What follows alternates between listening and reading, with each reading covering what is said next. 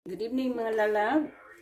At ngayon ay magluluto tayo ng, nasubukan nyo na ba mga lalab ang magluto ng mais na gulay? Igugulay natin siya.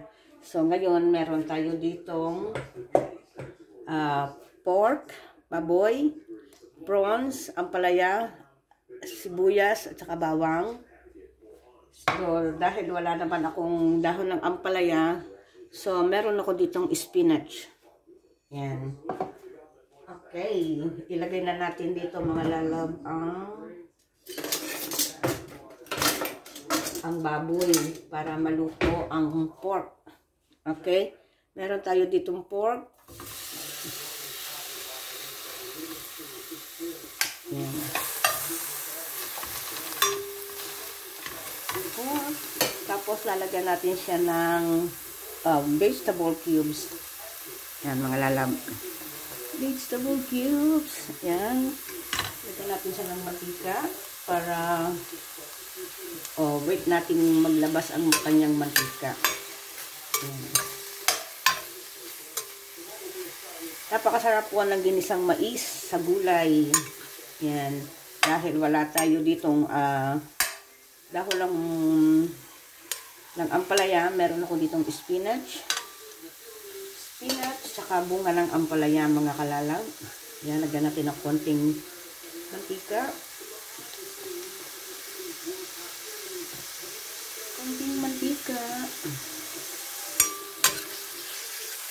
At kung ang sabaw ng ating ginisang mais ay medyo malabnaw, pwede natin lagyan ng corn flour para malapot. Medyo malapot ang sabaw. Mas masarap ang medyo malapot-lapot na sabaw ng ating mais, na ginisang mais.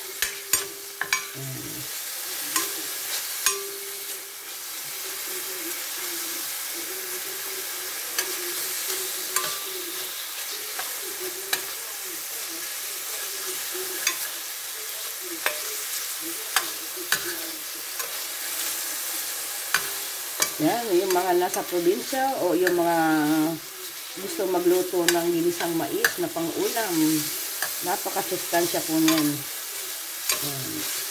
Ganyan lang ang pinakamatipid na ulam.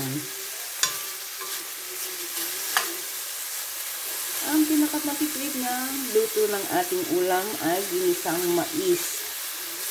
Ayan. Masarap na, malasa pa, lalo't may ampalaya.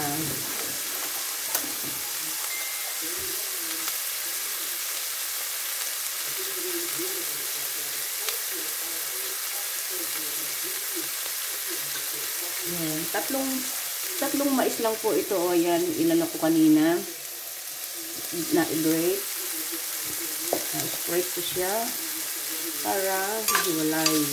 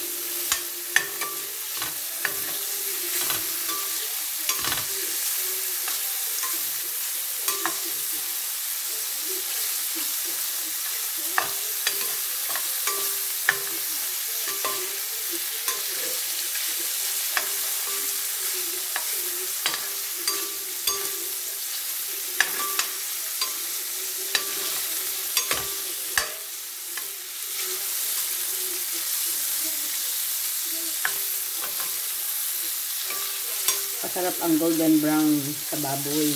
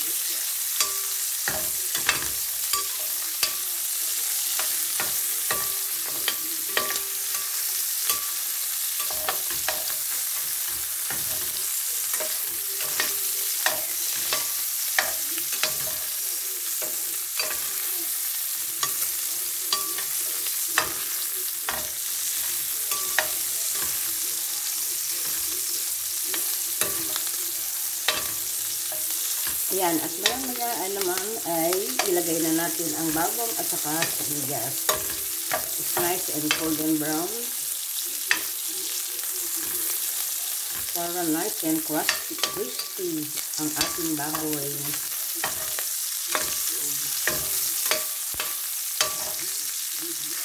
Ayan, lagyan na natin ang bawang at sibuyas, mga kalalab.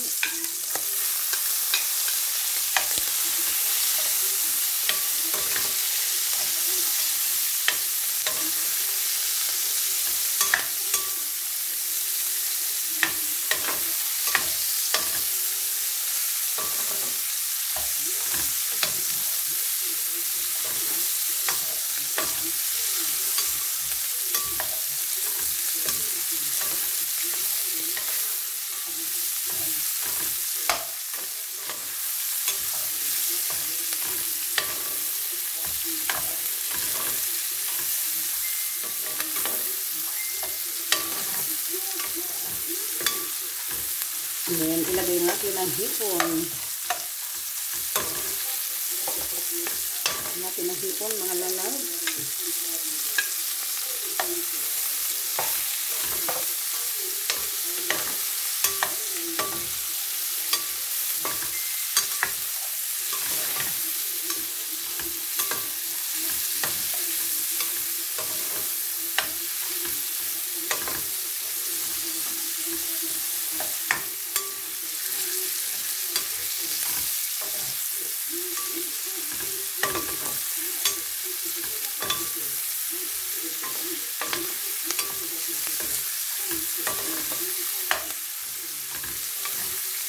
And then, ilagay natin mga lalab ang mais para maluto.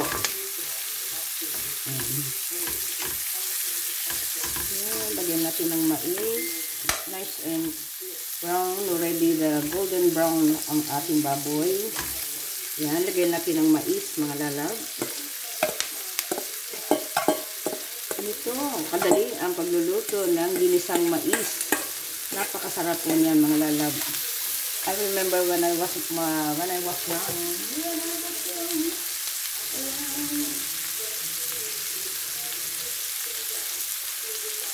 Yan, lagyan natin siya ng sabaw. Saan natin siya halu-haluin para po maluto ang ating mais.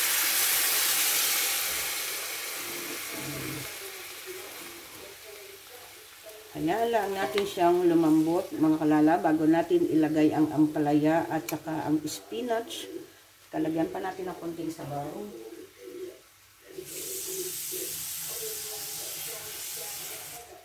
Pag inaakala po ninyong ang sabaw ay masyadong watery, pwede po natin silang lagyan ng, ayan, yung malabnaw na ganyan, pwede po natin siyang lagyan ng corn flour para masarap at malapot-lapot ang ating ginisang mais.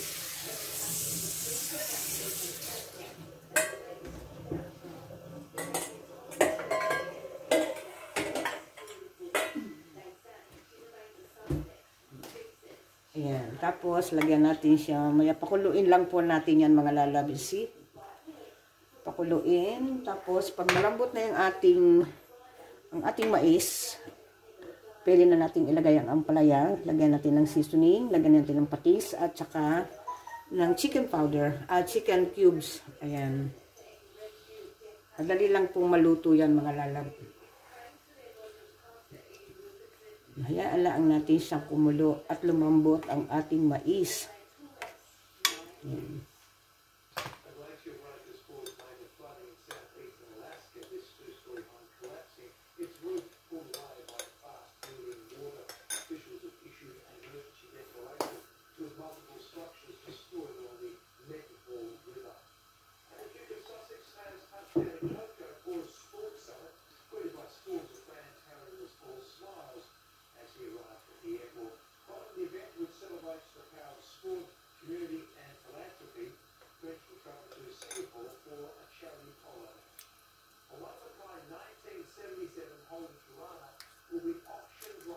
Sorry about my noise. I'm watching TV. I'm listening up.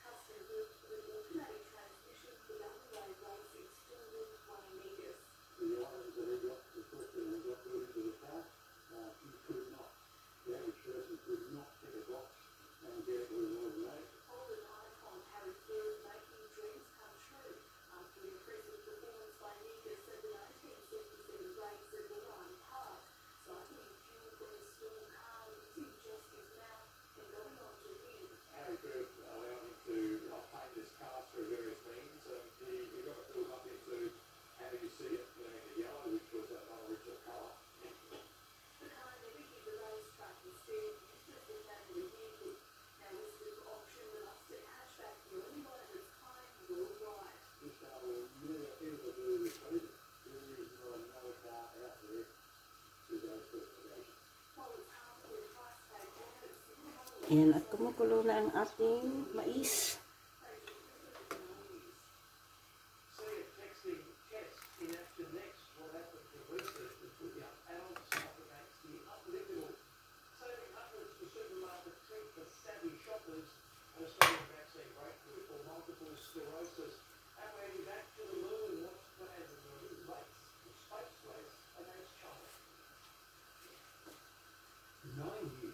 Brought to you by the all-new Hyundai Kona, the magic to be bold.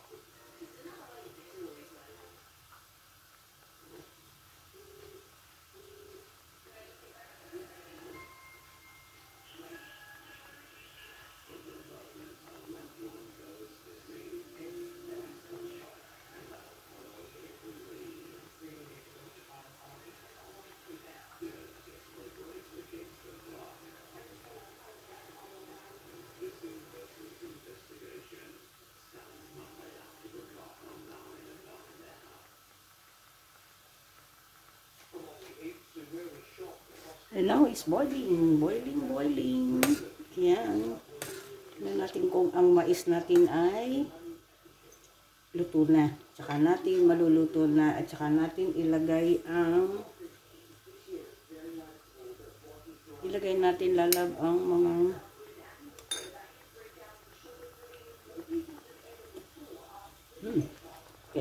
Pwede na po natin ilagay ang ampalaya mga lalab.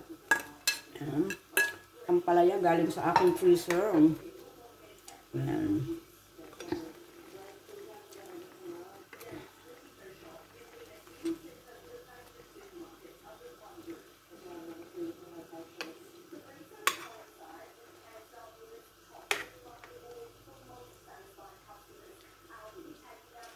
Yan, medyo dagdagan pa natin ng konti ang sabaw.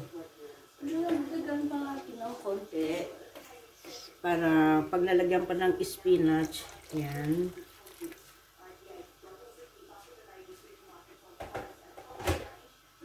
At saka lagyan natin siya ng yan, look at that, looking good. Lagyan natin siya ng vegetable cubes po yan mga lalab. Yan. Pagkatapos ng vegetable cubes, lagay natin siya ng fish sauce. Akuluin na ang po natin ng konti pa ang mais at saka ampalaya. Tsaka natin ilagay ang spinach. Ayan. At saka natin ilagay ang cornstarch, corn flour. Para medyo malapot-lapot ang ating sabaw. At hindi runny. Yan po, pag medyo inaakala nyo masyadong masabaw at malabnaw, pwede po nating i-add ang corn flour. Ayan, dagdagan lang po natin ng corn flour para medyo malapot ang sabaw. Malapot ang sabaw. Ayan. At sagot-sagot lang tayo mga lalak. Sagot-sagot lang tayo dito ng konti.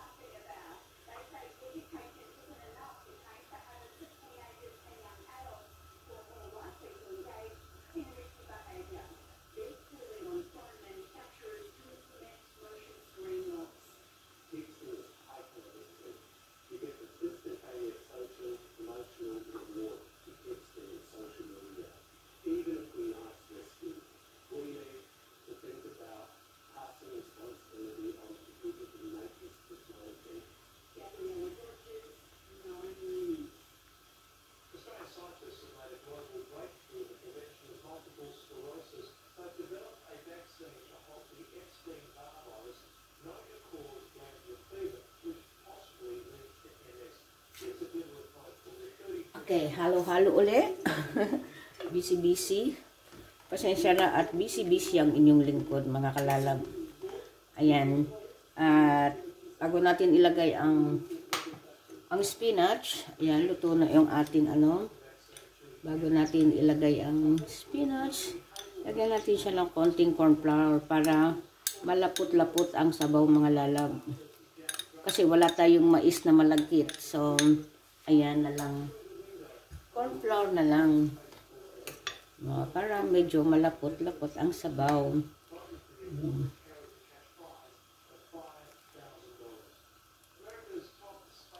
Pwede ho nyo lagyan ng sotanghon. Sotanghon, para lalong masarap. O, ayan. At ilagay na natin ang spinach. See, medyo malapot-lapot na ang sabaw. Hindi na siya masyadong runny. Hindi masyadong runny. Ayan ang ating spinach, mga lalag. Wala tayong dahon ng ampalaya, kaya spinach na lang. Ayan. Spinach.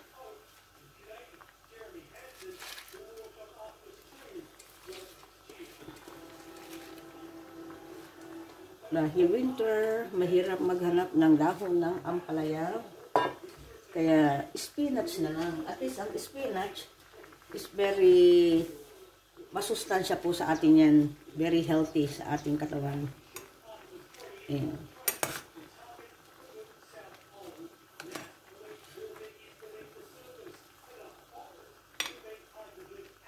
See, medyo malapot na, mga lalab, ang sabaw. Hindi na siya masyadong runny.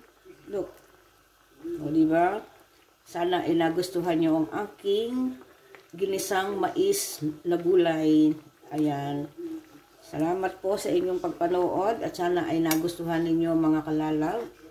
Ayan. Thank you for watching. Salamat po. God bless you all and bye-bye. Bye-bye.